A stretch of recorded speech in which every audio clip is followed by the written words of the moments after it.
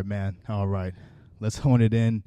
Episode 133, man, the Master in Creation podcast, where everyone is a master of their own creation. We have, the drill, man, another special guest in the building today. They are a improvisational performing flutist, which is super dope, and performs as one half of GLO-TREE. We have the one, the only Tree in the building. What's going on, Tree? Not too much. Yeah. And also too much. Yeah. Thanks for having me, Toby. No. Thank you so much. Just to even kind of give people like a background of like how we even got in contact. We were G&M Gloria invited me to the Carnegie Museum of Art just to come see y'all perform, and it was the first time I got to see y'all perform, and I gotta say, like, I was just blown away at just the ambiance that y'all created, and just the atmosphere that, like, y'all provided. I don't think I've really, because like when I initially got there, y'all were performing. Like, I'm not sure how far into your performance you guys were, but it was a pleasure, just like watch you pretty much just shift the atmosphere in the room like that. You know what I mean? So it was super dope, and for people to get some more of your story, I'm sure people who may or may not know some of these things will be kind of happy that they tuned into this. So Yeah, absolutely. Yeah. It was such a treat to play there. That was TQ Live. yeah. We collaborated with a dancer. It was really special. Facts. Yeah. Yeah, no. So shout out to all that. Just kind of hopping in. So like, we were even just like, kind of speaking of, due to prior events of, we couldn't get started immediately. But you did mention that you're from the Bay Area. You are from Cali. The West Coast is, I would say, like, it's pretty innately creative. I would say. So I just want to or just like, I was just curious as to like, would you credit that, just like that environment, that background in growing up, just as a inspiration or like a nucleus to want to do something creative in your life? Or Yeah. I feel like it had so much to do kind of with, I have sort of this typical like immigrant's child narrative yeah. that I grew up with. So my parents are from the Philippines, and it was a sort of typical situation where we were raised to, my siblings and I were raised to just like be, model minority, like Yeah, straight A, right. like Yeah, facts, right. go to Berkeley or do engineering, get a house, etc. Right. A good job.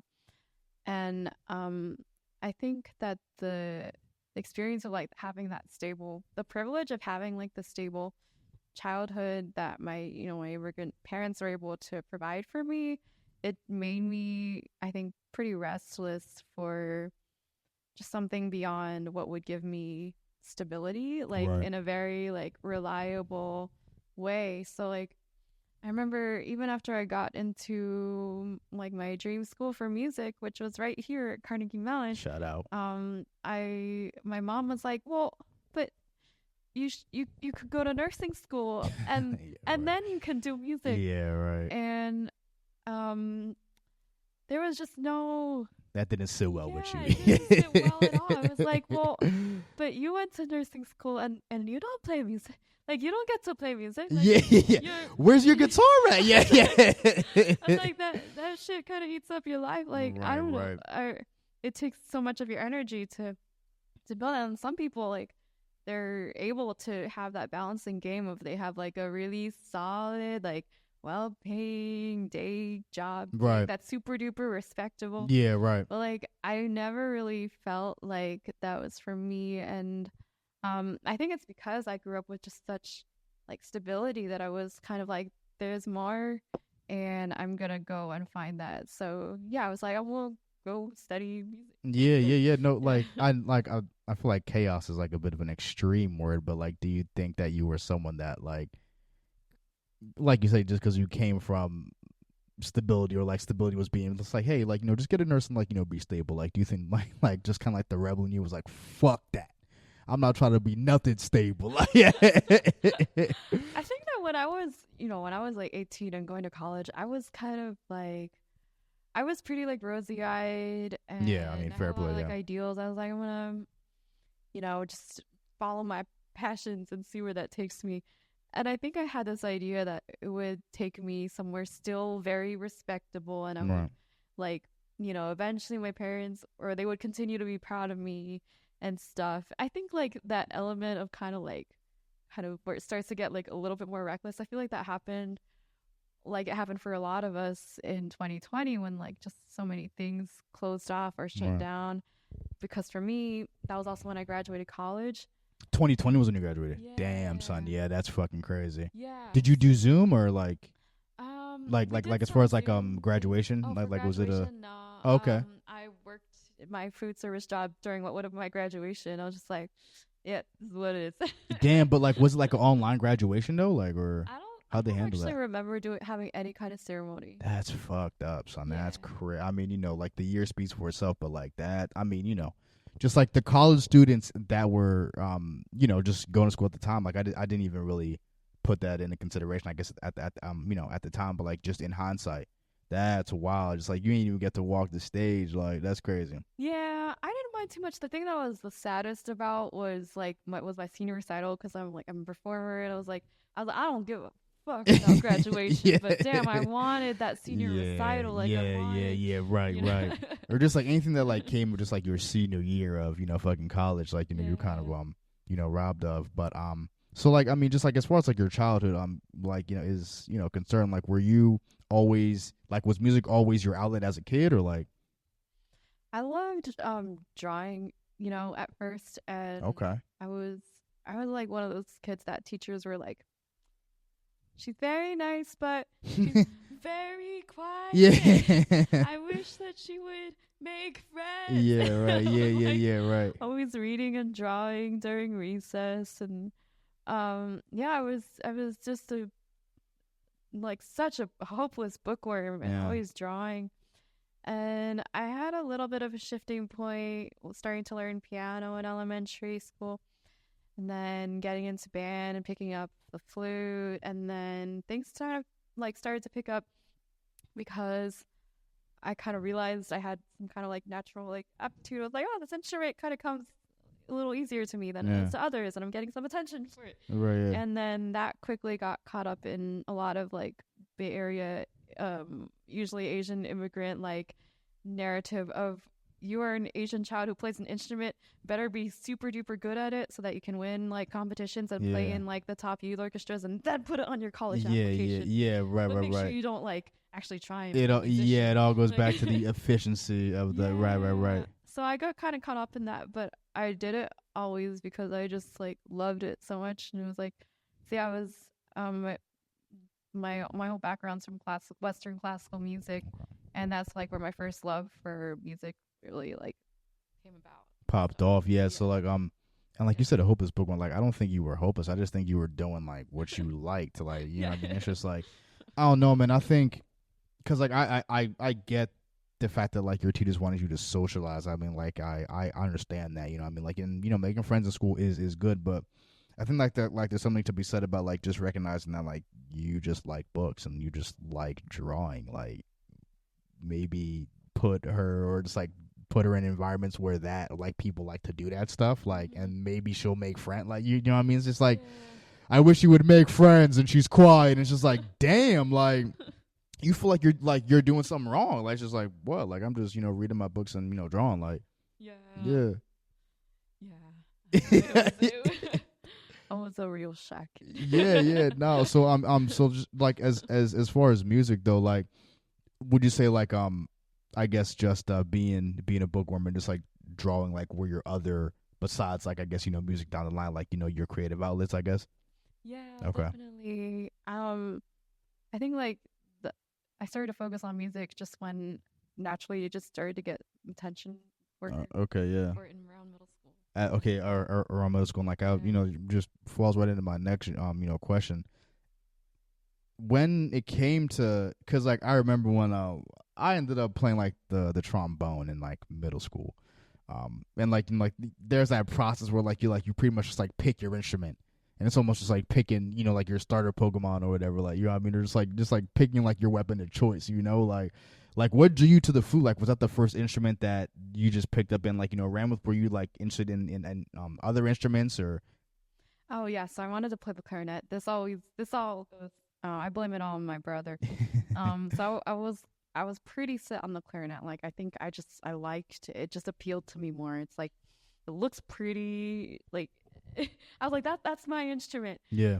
Um, I mean, like the clarinet does look. I mean, like it's definitely like an yeah, aesthetic instrument for sure. and like I'm also like a more mellow, like kind of quiet person, shy, like kind of low key, and that's like a lot of like clarinet. So it makes sense that I was drawn to that. My brother had been learning saxophone. He's like, don't play the clarinet. You're gonna have to worry about reeds. You go play the flute. I'm like, fine. Like Yeah, he right. was like, he was older than me. He is older than me. But now that we're in our 20s, I'm like, bruh, you acted like you were 6 years older than me. We're Yeah. like basically the same Yeah, age. Like, yeah, right. You try to pull the older but brother card, like you're like, yeah. yeah, like what are you doing? Yeah, but like I think that in some ways it's hard to say. But like I feel like if I had picked up clarinet, maybe I wouldn't have like I don't know, just like gotten kind of so drawn to it and like fixated with the sound. And also like clarinetists are not the same as flute players. Like flute players are really like I won't get Yeah, into it. But like yeah, like dude, that's funny as it's hell like though. when I started to get into flute, like people like you get really, really, really into flute and it just kind of becomes a thing that you were fixated about and there's very competitive. Everyone's like kind of really competing with each other. So I went just landed on that trajectory. Right. Yeah. Oh, was it like what about the flute? Like was it just like when you ended up picking it? Like was it? Did you feel like you made the right choice, or like was it something like you were like I'm gonna have to grow to learn this? Because why you gotta hold it like this and you can you like you gotta play it with like your top lip damn near like Yeah, it's a real weird instrument to learn how to play. Like I right. remember getting like really lightheaded and kind of like frustrated. Just And pass yeah, out. You try it's to real, practice. especially if you're in a group of people trying to play this instrument for the first time and you're all just having and it's I remember it was a big echoey room and we're all just like That's lightheaded. hilarious. Yeah, that is hilarious. It Like, was no, that's mad yeah. funny. It's the group of flute players like, good job, guys. Yeah, yeah. That's my real roots. Yeah, Like, right, right. yeah, but I think like once I really started to get a more consistent sound, I just kind of like um honestly like yeah, I haven't thought about this in a while. This was my comment app college essay theme Oh, was okay. like because I was so timid and so shy and really like to talk. Yeah. When I was kind of be able to have like my own voice through this instrument, I I just started to really like rely on it as my voice. I was like, oh, this is how I'm connecting with the world Hmm. because I don't really trust like my voice that I grew up with, but this instrument is like a really convenient way to put something between me and the world that like is me, but it's not really me, Right. but I can be, both myself and then like more than myself through just having this instrument in front of my face. Definitely. And Yeah. I know, at as far as where you wanted to like do your schooling, you end up coming to CMU. Shout out to that. And you wanted to study under Alberto Almarza at CMU. How did you which that because like you moved to Pittsburgh 8 years ago, right? Like About just 8 years. yeah, right for school. How did you find out about Alberto? Like what drew you to just even Pittsburgh initially? Like was it like on like the long list of stuff, or like was it kind of like a oh I want to do this, this dude's here, let me just go there? Yeah, so the girl who was actually my first flute teacher, she was a high school student when I was in middle school or something, and she had just started her master's in flute performance studying with Alberto, Okay. and um, so that I think that's what put it on my radar, and and the flute studio here has like a program called the Consummate Flutist where they invite like any auditioning flutists of all levels from around the country Yeah. to like have master classes and workshops. It's like a little weekend event in the fall. And there's also like a longer summer one. I went to the one in the fall when I was a senior in high school. So I got to meet Alberto and I had a master class with him and like just having that perspective on my playing and watching him like teach other people. I was really inspired by it and it was like I felt like I could grow so much and I felt like deeply inspired by this person and it was like And also, well, Themula just happens to have like the flute studio has like a really impressive like reputation of churning out some of the country's best orchestral flutists. That's crazy. So I was like, this is one of the top flute studios in the country. So, and like I worked individually with the professor for a little bit, and I was like, I would like it would be so lovely if I could go here. Yeah. It kind of became my dream school. So. How'd you end up working with the professor? So yeah, I like, you know, did the round of like pre-screening and got invited for a live audition the following winter. And I actually thought that I ruined my audition. Wait, why? So, like, I went to the bathroom and cried for a long time because I thought I ruined my audition. And like, this was like it was kind of like my first heartbreak. Yeah. So I poured everything into preparing for my college auditions, but especially this one. Yeah. And I thought I ruined it just because all the different factors, you know, there's so much you can't control.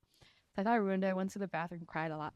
And then like a month. Why'd you think you ruined it though? Like, well, classical musicians are notoriously like wicked hard on themselves, and right here with I the just mic. like there were so many things. I was so nervous. Right here with the mic. Oh yeah, I was so nervous. And the stakes were really, really high because it was my top school. fair, So I just like. Was that your first audition? It was something like my fourth or fifth. Okay. Yeah, I was a little crazy. I did like some people do like close to 20 or more, but I for like other schools. Yeah, for music schools. I think I did around less than 10. Okay. Like that. Yeah. Okay. Yeah, but this was the one that meant the most to me. Yeah, right. Facts. Yeah. Kind of psyched myself out, and I thought I ruined it.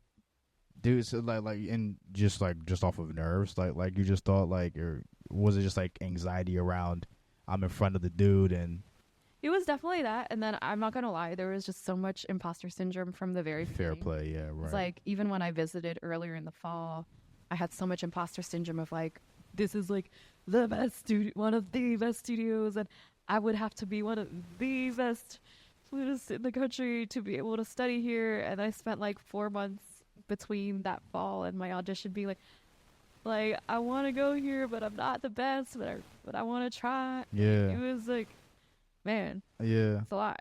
So after like kind of like the pressure of, you know, that I guess pressure, but like, and imposter syndrome is a motherfucker, isn't it? Yeah. That shit is crazy, yeah. bro. But just in like the immediate aftermath, like, you know, after you kind of got you know, I guess that emotion out in the bathroom, like what was kind of the you know, just like how was the trajectory after that? Yeah, so then I did like so much journaling. Yeah. So much journaling. Yeah. Where I was like, gotta process this. Yeah. You know, I was like, okay, it's about all the growth that I went through preparing for this audition, and regardless of the outcome, which I was certain that I didn't make it, I was like, I'm proud of myself. You know, all that stuff. Of course, yeah. Mm-hmm. No, for sure. And so I mean, like when did you find out that you got accepted? And I mean, like, what was the reaction like? Yeah, I mean, were you still in Cali at the time, or? Yeah, so I was like I went back to California, and I just like cried. My mom said she thought someone died because I just started crying when I got the email. It's like, yeah, it's funny. You're 18 and everything means so much. So much, yeah. This was kind of my first real like whirlwind of no, absolutely. Right. You know, so yeah. As far as Alberto, like, what does your and his relationship, like, you know, mean to you? And just, you know, what were some of like the takeaways, just like, you know, from your time with him? I mean, like, when you initially entered or just like, you know, initially started working with him, like, what were some of the weak points that you didn't even know that like you had, that, you know, he maybe have, you know, pointed out to you? Yeah. Wow, I haven't thought about this in years. I really appreciate the question. I think it's so absolutely. important to like reflect on our mentors. Absolutely. And people have like really invested in our growth. So I think kind of on two levels, I was sort of working on two things throughout. I studied with him privately, like as a student for 4 years. Right. And the two main themes, one was like kind of on a technical level, just the level of like your body and the instrument. Like there was a technical level that we spent a lot of energy just trying to like understand like how to really develop fluent technique. and that was a theme. And the second one is harder to place a finger on, but it was a lot about just like trusting myself as a performer and as a musician, and getting over a lot of imposter syndrome that I had, not just about being in the studio, which I'm not gonna lie, I never really got over my imposter syndrome when I was in that studio, to be honest, in 4 years. And so those were kind of two themes. But I feel like overall, from my studies with Alberto, I'm like deeply grateful. Like there was like a really rigorous, because I wasn't like a full music major. I was also studying history. Okay. But I really respected. And cultural studies as well, or like was it okay? Yeah, kind of. It was like technically global studies. Got you. Kind of a mix of like history and cultural studies. Okay. But like Alberto like treated me the same as all of his other flute students, which meant so much to me, even though of course it was hard. Did you not like expect him to, or? I think that part of me was like, well, because I have this whole other load of courses, and like I'm not as sure Copy. Okay. Yeah. Go on and get my master's in performance, and I'm not as sure as a lot of my studio mates if I'm gonna try and get an orchestral job. I wasn't always like, I didn't really see that coming necessarily. Yeah. But he expected the same out of me, and it kept me just like, really pushing myself to grow. And I feel like I developed like all of my strengths now as improviser, playing completely different music now. Right. You could not be farther from the kind of music I studied in school with Alberto with what I'm playing now, which is like almost all completely free improvisation.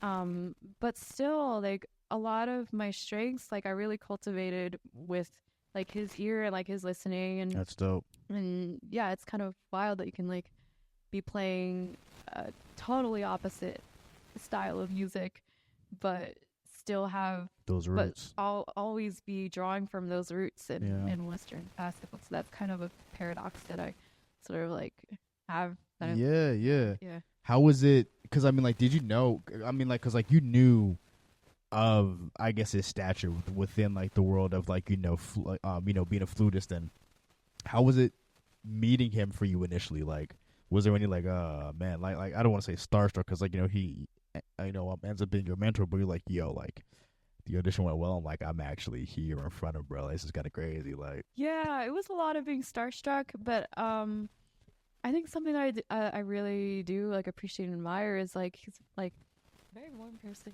personable, like, yeah, very right, caring and very warm. That's awesome.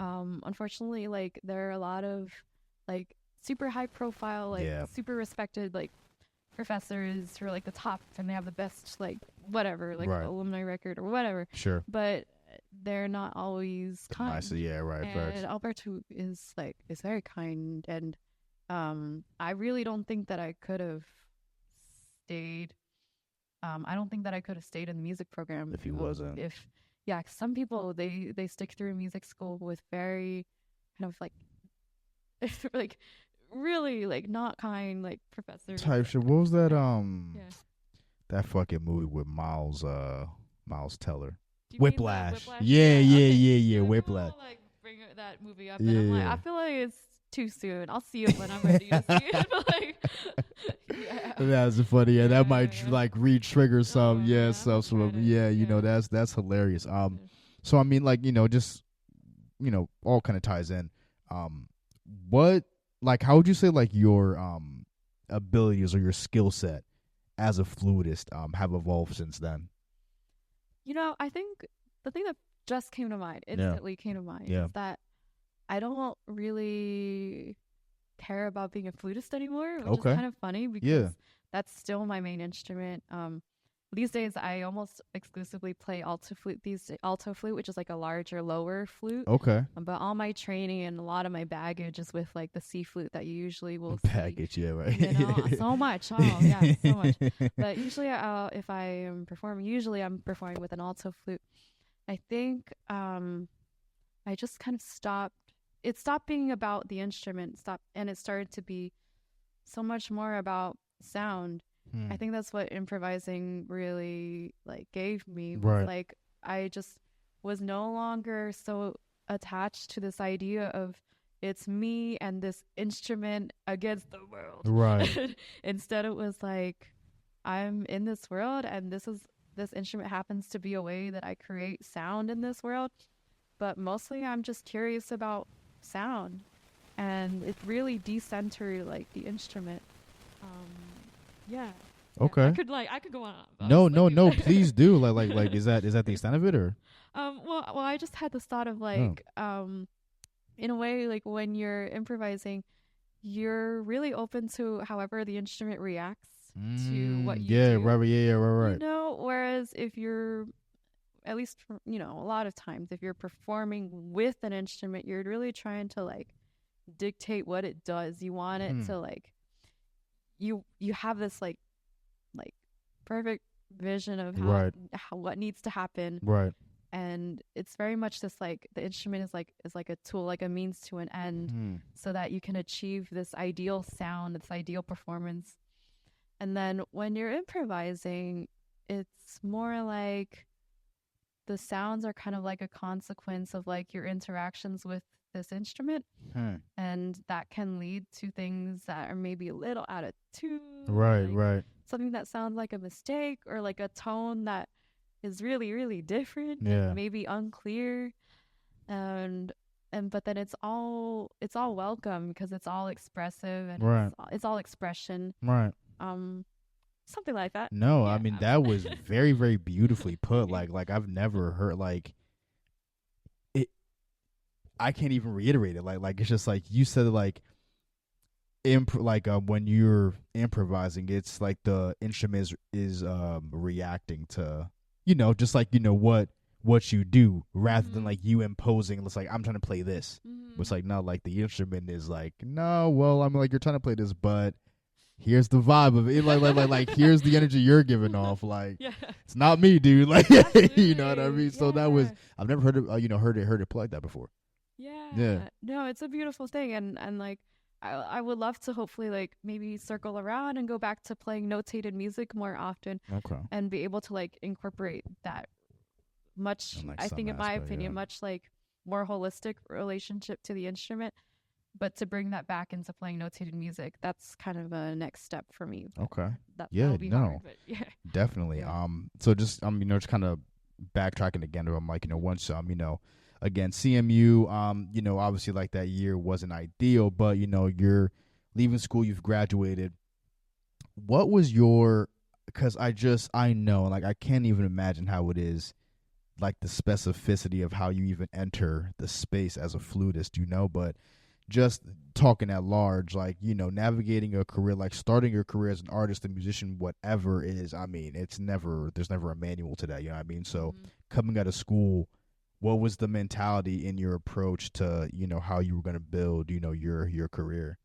Yeah, so like towards the end of my senior year, I had like some gigs here and there. I was like, okay, when I graduate, I can hopefully build on these to build, lead some more gigs. Right. I really had this idea that I would build a career as a kind of like a chamber, still a classical musician, but doing a lot of like chamber music and a lot of like collaborative community projects, but still kind of in this style of classical, Western classical chamber music. Right. And then no one was gigging anywhere, so that kind of flew out the window. No. And and then within a year, everyone who was already performing before the pandemic, like their gigs just kind of naturally came back to them. But I had never really been able to get that started. So like I wasn't really performing anywhere for 1 to 2 years. It's crazy. Going on 2 years. And like the only way that I was motivated to play was I started improvising like really small little like snippets and like layering small layers. I would just do it as like a weekly project just to motivate myself. Yeah, I had, right. like a little blog about like me practicing, and then I launched a Patreon. So that kind of kept me busy for about a couple years or so. And then it started to wear off just because it's such a isolating, lonely thing, and it was like eventually I just kind of lost motivation again. Yeah. And then it happened at just the right time that I found out about the Open Improvisation Lab that at the time it was Eli Nimi with Mark McKelly, and Mike Hoy and Caleb Gamble, and was happening at Telephone. And I went, and it yeah, it was just a chance to play with people, other humans in real space Right. Yeah. You're right. outside of my apartment. And I used to do that all the time in school for like over a decade, and then I didn't get to do that for 2 years. So it was like complete change to be able to do that again, but a completely different context where like I felt totally welcome with no matter what I played. And that was incredibly healing just Right. from a lot of like a lot of doubt and imposter syndrome that I never really healed, or I never really worked through Yeah. completely in college.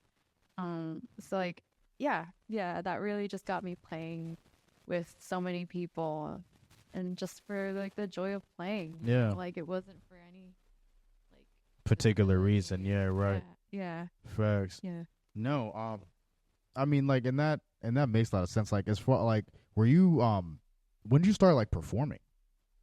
Um, I guess Like, apart from even like GLO-TREE and all that stuff. Like, did you do stuff mm, like a solo, or like was it just like all primarily with GLO-TREE?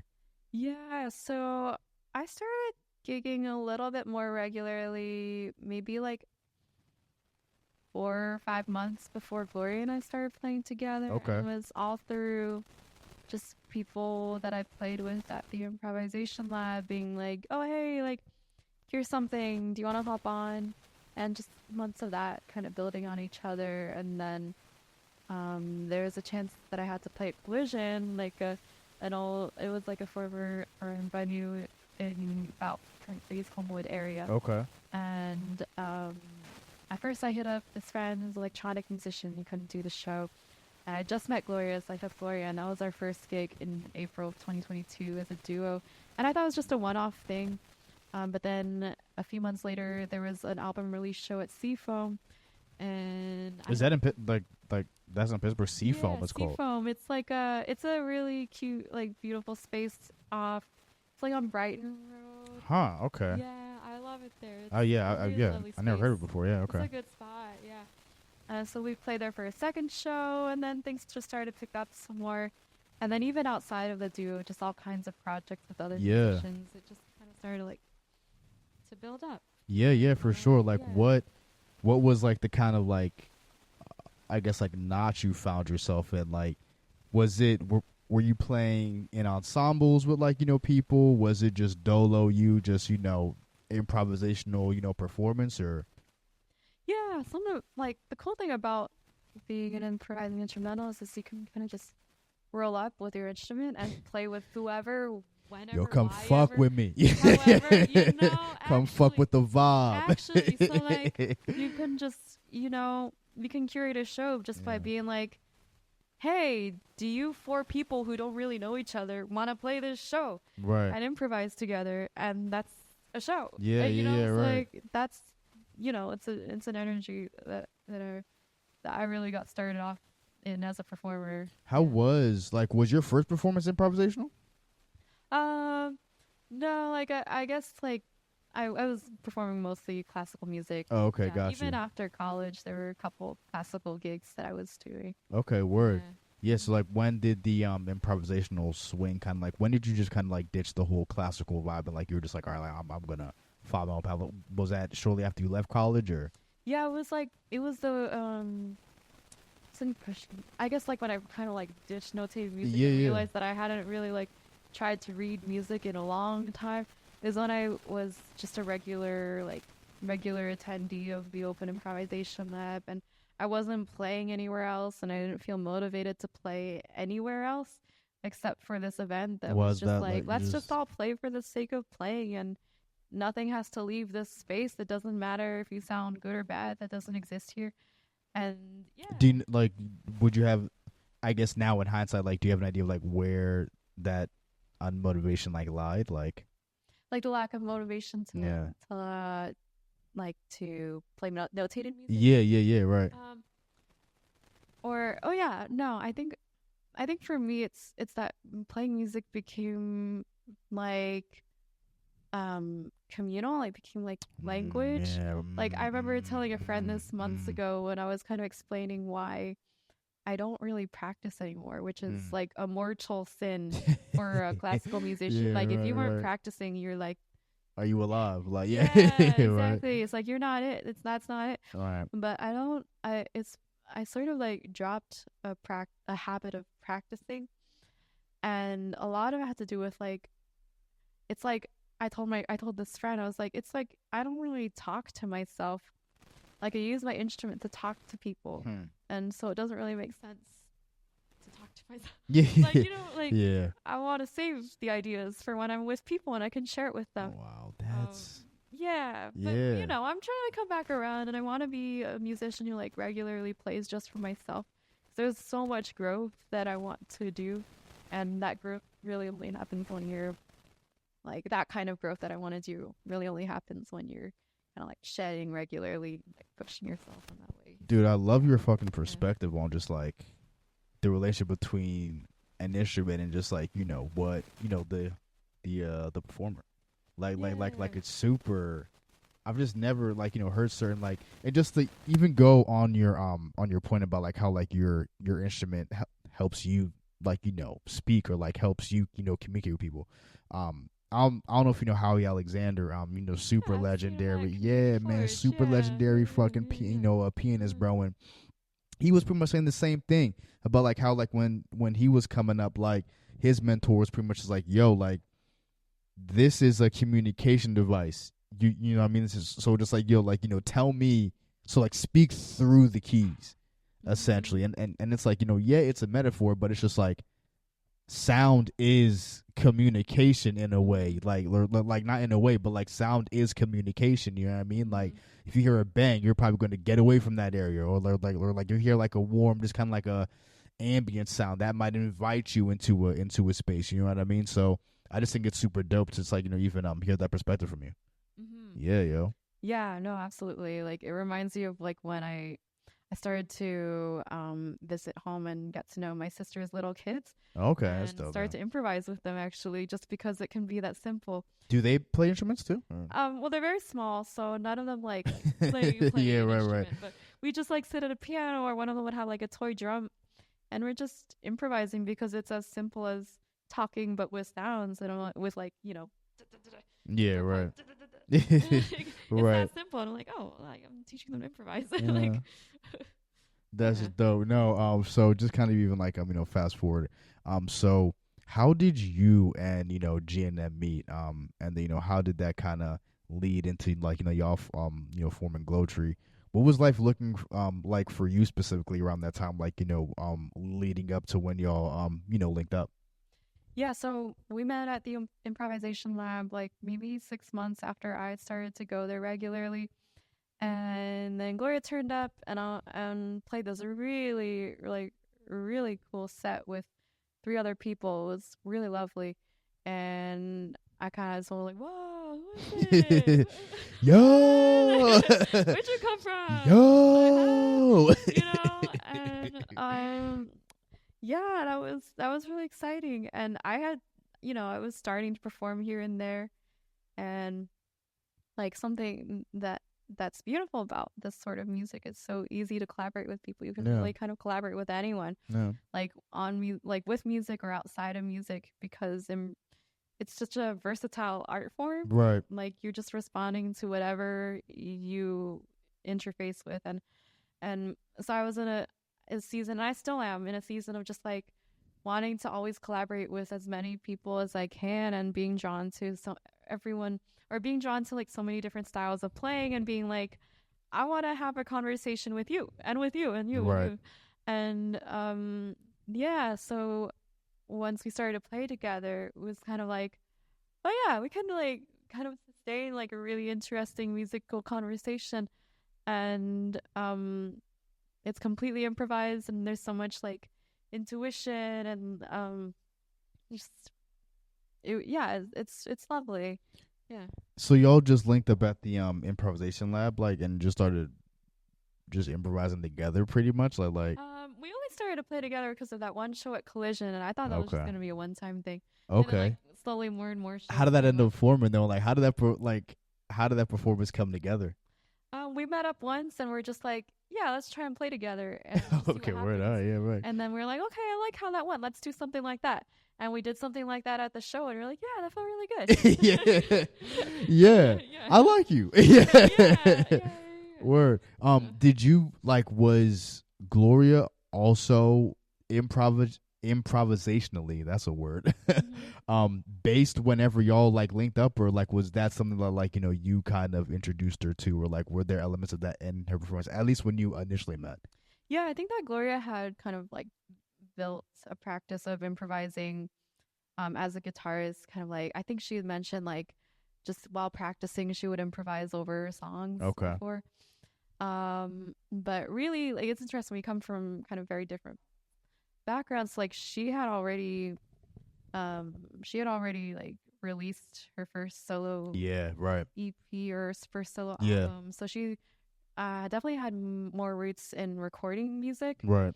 um, than in performing. Whereas all my background just comes from being an instrumentalist. Like I'd done like nothing in the studio, knew nothing about recording music. Yeah.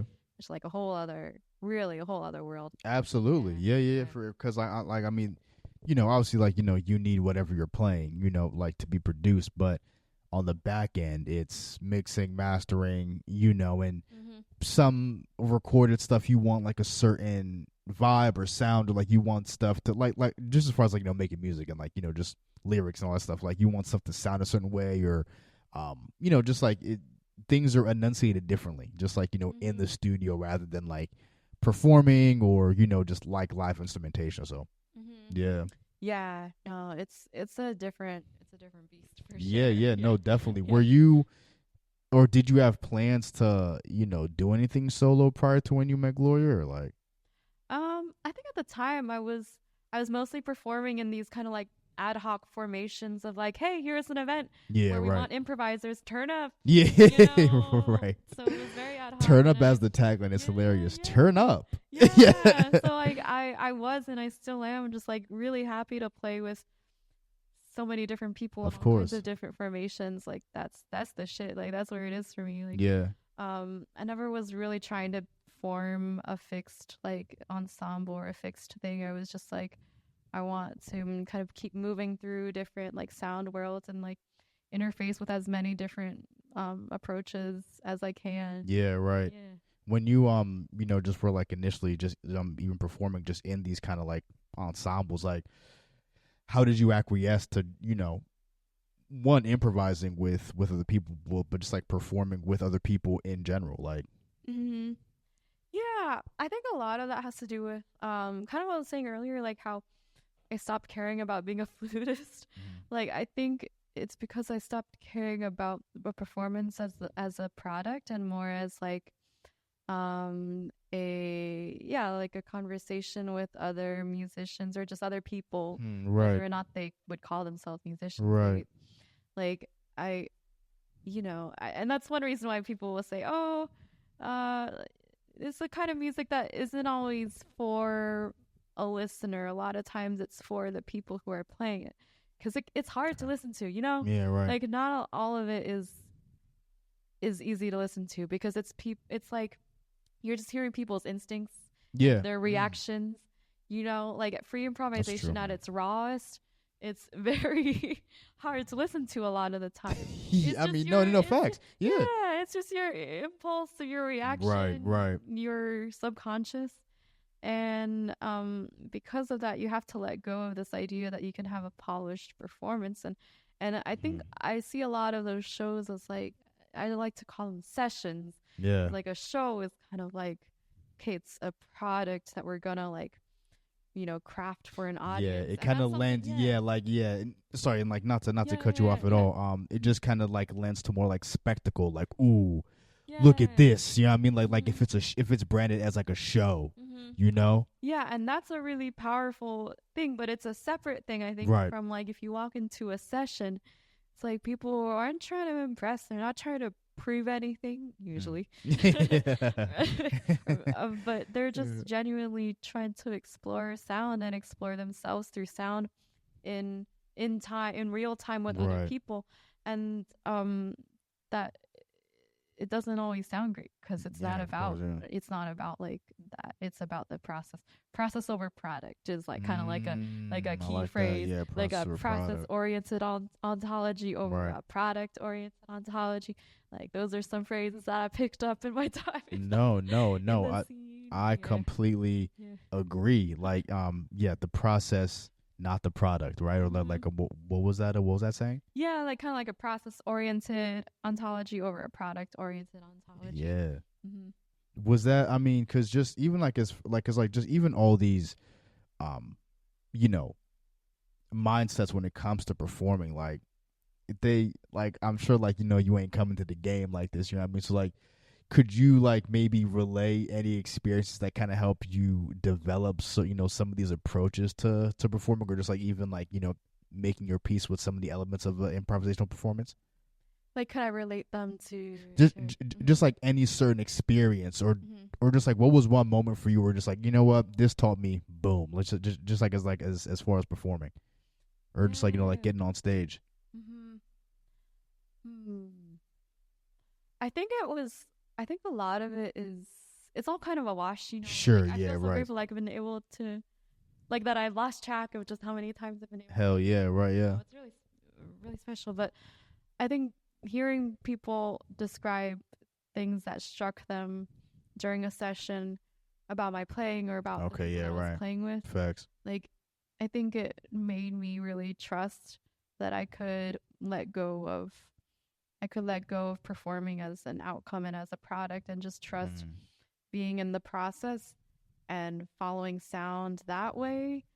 Um and people would still listen and like be impacted by it and moved by it. Absolutely. Yeah. Yeah, yeah. No, I like, and I was watching something the other day, and I mean, pretty much it just reiterated what you said, that like how the process is the destination. Mhm. You know what I mean? And it's like whatever you're getting to, like you'll get there, but it's just like how you get there is like that is the result of all your decision making, and just like where you're putting your energy towards. You know what I mean? So Mhm. yeah, no, I completely agree. And thank you so much for just like your perspective on all of that. That is super super just knowledgeable, and a lot of insight people can pull from that. So thank you for that.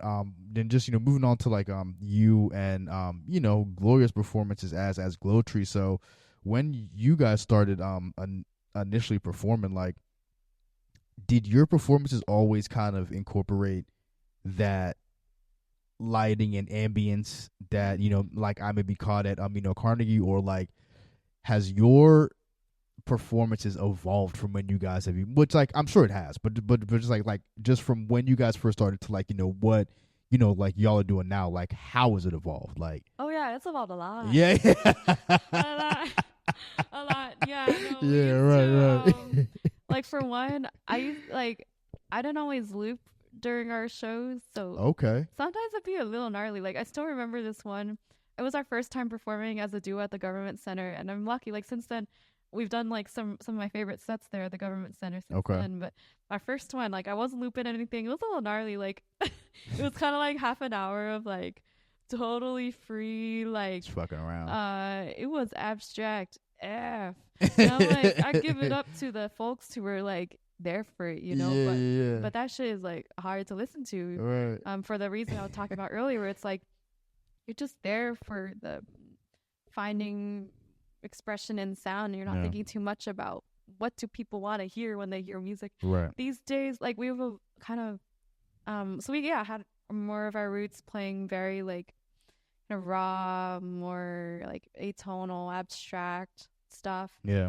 and then started to kind of build more of our sets around like more tonal, like kind of what you would call ambient, which Yeah. like yeah, more like harmonically stable, where like we're both looping things and we build off of each other's loops, and um and usually we never kind of like these days, I think Yeah. we'll get there. We don't really try to like map out like chord changes. It's more like we'll kind of find a tonal world and just like start to really like sit Explore in that. it Yeah, and right. build Yeah, it, but it's facts. still kind of that one Right. tonal world. So I think that's why um a lot of our music feels ambient, and it is ambient. But I like it a lot because I love the kind of playing where I can sound weird as heck and like real atonal and Yeah. shit. But like, I also, I think you want to sometimes play music that's intentionally pleasant to listen to. Sure. Right. Right. Yeah. For that. Sounds like a no brainer, but with Yeah. my Right. my background, I was like, huh, no way, Really? what? Tell me about Yeah, this no way. music that that isn't improvised. I would love to hear more about it. It's a whole thing. Like, That's huh. hilarious, yo. Yeah, yeah, no facts though. So like, like I like it a lot because, I mean, my strength, even when I was classically trained, was like my sound, and I have growing up, I was really in love with like music by like Maurice Ravel in particular, kind of like Debussy, kind of like that world, I know and who both those people are for sure. yeah. Absolutely, and I won't have to go with them when I get home at all. No, No, I'm just like fucking some European yeah, composers. yeah, Like no, no, they're no, no, right. geniuses. Not Yeah, much yeah. respect, and I don't want Just the top yeah, in their no, field. No big deal, man. Yeah. no, they but like they influenced me a lot. I think in terms of like harmonies, and I feel a lot of the sets that we do together where we're like staying inside a tonal world and just really sitting inside of it, and you start to just build little worlds within it. I Hmm. feel like I'm able to like um kind of like recall a lot of what I first loved when I was learning music, which is a lot of this like just it's beautiful. It's like Yeah. it's moving, it's like kind of reflective and kind of like soft, you know? Yeah. Like I like that a lot about our sound, that we've been able to create things that are just like people feel like they can breathe to, um but it's still improvised, which I think gives it a kind of energy that maybe, you know, electronic ambient music might not always have. So like actually I don't know if Gloria mentioned, but we're Yeah. pretty close to releasing our first album. Yeah, yeah, yeah, yeah, yeah. So like, we talked about that on our episode. And, like I would love to get your perspective. So as someone, and cuz your journey is very very unique. I don't think I've ever really spoken to a performer that just kind of has your obviously like you're you know what I mean, but like or just like started off I mean really Gloria is is probably the only other person, which makes sense, but like had a classical background, completely deviated from that, and then just in your performance you don't even really I mean because classical is like a very super disciplined structure, and your performances are just like whatever. You know what I mean, fucking like whatever we're feeling that day. So like just even in that sort of like just like switch up or like pivot, like for you, was it hard just kind of like unlearning all that structure? Did you have to unlearn all that structure? Like, I love that question a lot. No, yeah, no, I have this dear friend. Her name is Jenna. I have to shout out Jenna oh, Pong. Jen, yeah. But she has called herself a literary improviser, and we just talk a lot about this kind of thing. Yeah. And um, from our conversations, I kind of like developed this idea of like kind of honestly like a sort of almost like a spirituality around improvising, where I really I really see it and I feel it as a process of like unlearning and unraveling in a very like cathartic way. Absolutely right. Yeah, like it's so much of allowing your subconscious to kind of take control, or your subconscious to kind of like speak through the instrument, and your interaction with the instrument, and a lot of that is so like healing and cathartic after over a decade of this like constant like policing of every second, every millisecond of how I sound, just like to fall into a style of playing where you just let the sound happen and aren't trying to police it at all, and you welcome Yeah, right. what happens Right. as like expression that's totally like meaningful and valid, regardless of, you know, a metronome or a tuner or Right. whatever. Yeah, it's been really empowering, really healing. So What was that moment like for you when you just kind of hit that point where just like, okay, I can accept this now. Like I finally shed the classical, and like by shed I mean like because like elements of just like I guess the technicalities of stuff is there. I guess just hmm from the art of like playing the flute, like but just as far as just like I guess just like the energy in which you approach music, or just like the way that that like you're mentally thinking about music, like what was that moment where like you just kind of were free, for lack of a better word, from hmm from that, like yeah, for me, it's like so many jam sessions that have just gone unrecorded or just lost type shit. Yeah, right. to Yeah, the world, but facts. Yeah. where like so many jam sessions where I felt like this is the best I've ever sounded, and it's like it's this is the best that I've ever sounded, and it's because of the people I'm playing with, and it's because of what they're playing brings out in me, That's and fire. what my playing brings out in them, and it's just like completely unrecorded, and then no one will ever hear it again. Yeah. Like Right. that, like just being able to experience that. Um, yeah, I feel like that was a really freeing moment where I just Hell yeah. stopped. I sort of, not that I stopped No, no, completely. no, A no. lot of Sure, it's sure, hard sure. to let Yeah, go of these yeah. tendencies, but where I was like playing it was a way of being with others. That's all. Yeah. You know, like being able to Just found your strip it community. down Yeah, to yeah, that, yeah, yeah. No, facts. like having grown up with all these like playing is like to prove your worth and then hopefully like make it somehow. It's Yeah, like right, no, right, right. playing is the most genuine and sometimes the most genuine, powerful way that I can exist.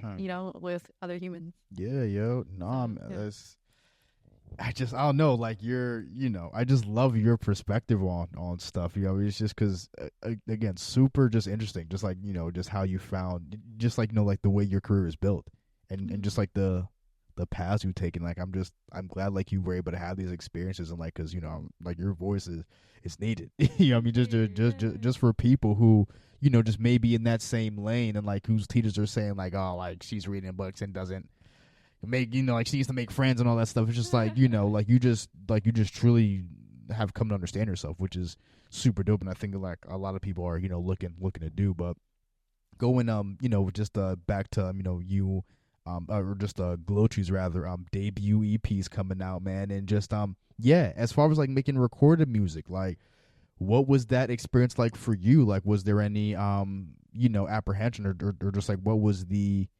hurdles for you in this world that like you maybe had to kind of navigate? Yeah, so we pretty much recorded in two sessions, one in April and one in around June, I think. And we didn't actually use any of the material in April. And so we're recording with Herman Pearl, Soy Sauce, Okay. a longtime producer of a lot of music in Pittsburgh, Okay. a lot of hip hop in Pittsburgh. Okay. Really lovely, His like name is Soy electronic Sauce. Soy Sauce, Soy Herman Sauce. Pearl. Okay, Herman Pearl. Okay, Yeah, yeah, yeah, yeah. I never heard of him before. Okay, He's word. lovely, lovely. That's Also a dope. DJ. So him and his partner Stacy Pearl, they their project or their company is Pearl Arts, Okay. and Stacy is a dancer and she has this dance company, and they're I think as we speak moving into this gorgeous new studio in Braddock. Okay. But we recorded at the old studio in Lawrenceville. But yeah, we've been working with Herman Pearl and collaboratively. So he like was processing our sound and adding electronic sounds. So it's like it's a trio project. I'm really excited to share like our first album as a collaboration with Herman, and I really love like the soundscape that he kind of like you know helped to create with us. So we recorded in June, and we like the EP is basically um that session in June where we recorded Yeah. like 6 or 7 tracks, and it's those 7 tracks. And Yeah. I approached it a lot like just improvising live. I think because I don't really know any other way to approach anymore, you Yeah. know. Right. Yeah. Right. So my playing there is how you would hear me play at a show, Right. which yeah, for better and worse, it's Yeah. just how I play. I Yeah. imagine Gloria approached you with the idea, or like was it like a joint effort, like as far as like your EP, or Um, no, I guess like, yeah, I think that we both knew that we wanted to record something okay. that like our voice as a duo was something that we wanted to be able to like, share as an album in a like a pretty polished, like produced way, and just Yeah. be like have it and feel proud of it and Yeah. stuff. Yeah. What was the like where's the or like the EP making, like album project making process? Uh-huh. Was that just pretty much a jam sessions between y'all, or like was there like any structure to it? There was no structure to Okay. it. All right. Yeah. Yeah. Yeah. Okay. Yeah. So I think it will be really Not too fun. much of a switch up for for you at all. Not Like, at yeah. all. Yeah. So it'll be fun, and I think that's kind of like a next step, um, another direction to grow in is to start playing with having some more structure in our next like performances and recording projects. Yeah. Like that's gonna be a lot of fun. But for now, it's been just total energy of the moment. Sure. Yeah, Sure. What yeah. was like? Were there any? I don't want to say like misconceptions, but like when it came to like making like a like just like a project, just like a full length project. You know what I mean? Mhm. Just like what were some of the elements that like you didn't necessarily maybe consider initially? Like, was there anything like that like you were like, huh, okay, like I guess if I'm making an album, I guess this is something that makes sense, but like I just didn't think of it at like at the time, like. We didn't really have much of a concept. Fair enough. Yeah. Like Right. now we're in the process of like, we have beautiful art by a friend of mine, Lika. I'm really excited to share it. So we have like art. We don't have quite a title for the album yet. We're coming up with like track titles this week and stuff. So like a concept kind of has naturally come out of the sounds themselves, but I feel like usually you have some kind of like direction or some kind of like story, and you know that it's gonna come out. You just don't know exactly how.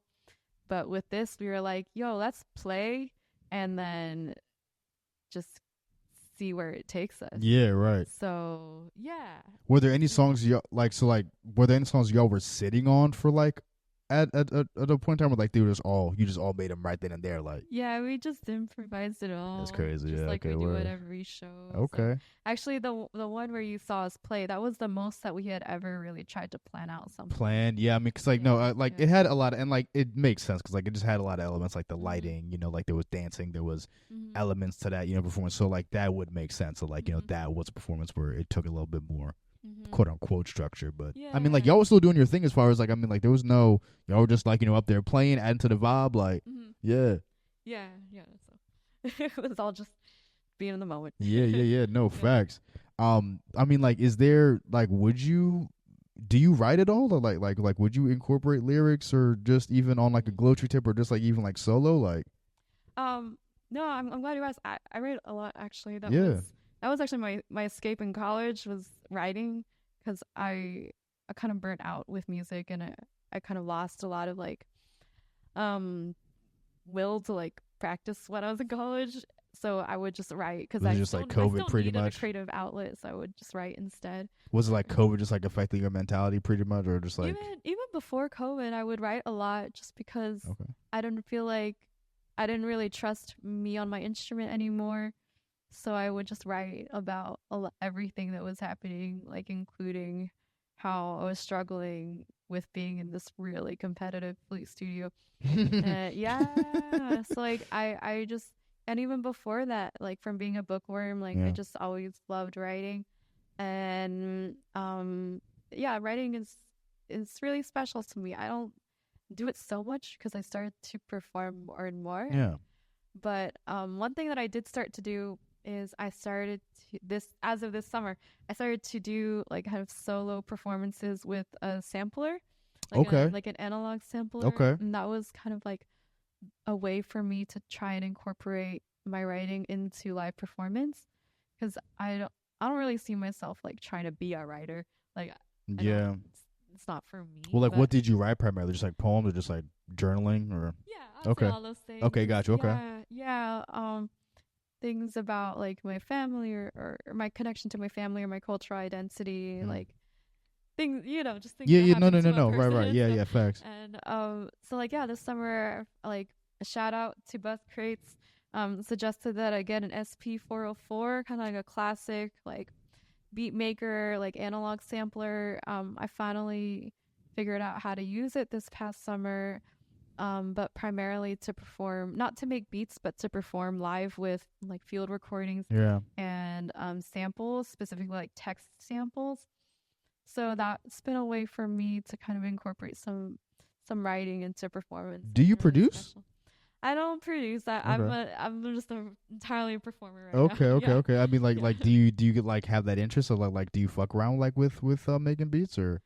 Not really at this point. I mean, Okay, the extent has just been like with the sampler and just got you, playing got with you. like it's fun to make beats with like little loops and Yeah, textures yeah, and yeah. field No facts. recordings and stuff. I mean, Yeah, yeah, that's a big part of producing is yeah, sampling and yeah. looping shit, and you know what I mean. But like, no, like I feel like you know what you're saying. So I mean, just like apart from, I mean, you know, just the GLO-TREE EP, would you you know release any you know solo Actually, projects? yeah. So, I'm really excited about this. So, the reason why I got into field recording is because, just over a year And ago, what is full crunch? Just you know, by the way, just yeah. for people like you know who So may I not know. guess like a kind of like really bare, like basic, widest sense of the term. Like field recording is like collecting sounds out in the world. You know, Okay, all right, you yeah, just gonna go somewhere and you hear something. And you're like, I like that. So you press record, and whatever yeah, device happens to be in your hands, word. and you record the sound that you heard that you liked,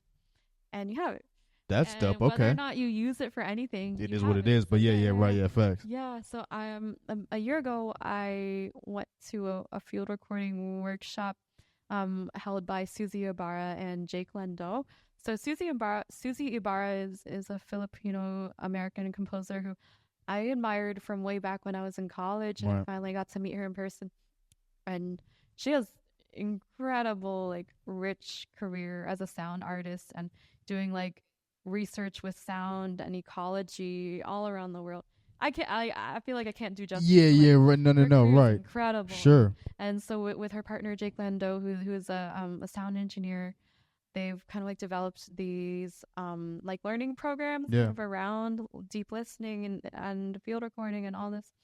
So I went to a workshop last summer in 2023, and um that was sort of the beginning of building a practice of field recording, like by which I just Yeah, mean yeah, like no, yeah. Just I getting the started reps in. to Yeah, yeah, yeah, yeah. yeah, Right. I just started to be like, I don't really know why this is a thing, but I'm I into it. fuck with it. Yeah, Like yeah, I fuck with it. yeah, Like yeah. Right. so I just started to so eventually if I fast forward a lot, but No, no, no, no, I for sure. started to study remotely with Susie and Jake and learn about a lot of like you know building a practice as a sound artist and and even like some mixing and mastering from Jake and a little bit of like compositional technique and I would create these little sound pieces for my studies and they were and then Susie and Jake were like hey like we have our label their label is called Habitat Sounds and we would love to like release a little EP of your solo pieces that you created while studying with us. Yeah. So I have 3 short solo pieces that are going to be released, I believe, around the end of this year. And a lot of that, there's no like words in it. It's all field recordings that I've taken layered with some like flute improvisation. And they're pretty short, but a lot of that is kind of built around listening and also like a lot of writing that I've done. Right. Yeah, that's another project that I'm excited about. No, and I'm excited that you know you're excited, and you know whenever we are you know lucky enough to you know consume that you know it'll be dope. But Tree, thank you so much for coming up and just sharing your you know your story and like your perspective on just you know your career and just like you know how you approach music. I think you know you it a lot of people will gain a lot you know from watching this conversation from you know from you. So I thank you honestly, truly. I know it was a pleasure to have you. And this is just a part of the pod where you know if you have anything to plug, if you want to be found, any performances, you know, let the people know. You know any social media handles. But again, thank you so much for coming through. And yeah, you know the floor is yours, but man. Yeah, no, thank you so much Of for course, having me. yeah, Yeah, absolutely, loved the opportunity to reflect on like things I have not thought about in a long time. absolutely, Yeah, a long time for with my sure. mentors and like my background. So really a Yeah, pleasure. Thank you. Yeah, absolutely, for yeah, sure. yeah. Yeah, do you have any social medias that like you want to plug or? Yeah, so GLO-TREE is pretty easy to find on IG. It's GLO.tree, like TREE. That's on Instagram, and then you can find both my individual IG page and Gloria's on there in the little bio of GLO-TREE, and you can find about like our own separate little projects as well. We're gonna be performing in some exciting places in October, so we're gonna be playing at Jellyfish Queer Raves in October 11th. I'm really excited about that. And then we're also gonna be playing every Sunday in October at Signal Sauna. Okay. Some saunas with live ambient music have started to pop up in the city. I'm like, hell yeah. There you go. Hell All yeah. right. So you can catch us at a sauna or a rave this There month. you go. Fine. Yeah. Whatever. Wherever you catch us. Yeah. Go to a rave one night. And show That's up at a sauna the next you know what I mean? Yeah. Yeah. Work up the sweat, you know what I mean? Yeah, And yeah. then And then nah, work it up fact. again. Yeah, right. That's hilarious. But no, again, all right, man, listen. MIC podcast episode 133, where everyone is a master of their own creation, man. We got Tree, one half of GLO-TREE in the building. And we're out, bro. Peace.